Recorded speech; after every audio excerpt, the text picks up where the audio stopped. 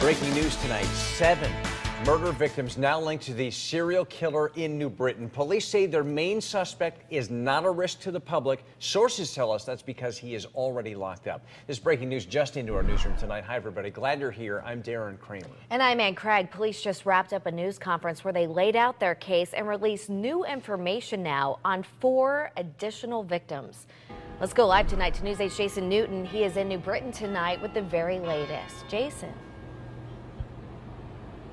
And Darren, that's right. The news conference just wrapped up about 15 minutes ago, and authorities announced that we do have a serial killer on our hands, but they stress that he is no threat to the general public, although we have no idea who he is because they refuse to release any additional details other than to say that he is no longer a threat to the general public. Now, today they also revealed that there was 7 victims in all. They found the remains of at least 7 people behind that strip mall in New Britain off of Hartford Road, and they actually identified a 4th victim today. Her name was Melanie Ruth Camillini. She was from Seymour, and today actually would have been her 40th birthday. Now, she was last seen in Waterbury way back in 2003.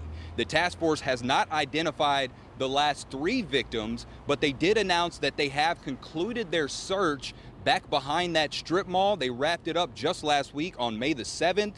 And we heard also from the chief of police here in New Britain. Here's a little bit about what he had to say regarding the investigation.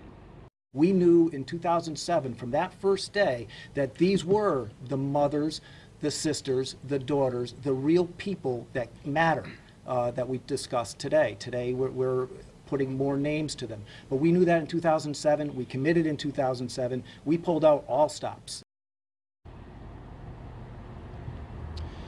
Again, police stress that the suspect poses no threat to the public. They would not identify him. They wouldn't say whether or not he is in custody at this time. But they do believe that just one person committed all these murders, at least 7 victims so far, and they would not release any information on who the person is and, again, whether or not he is in custody at this time.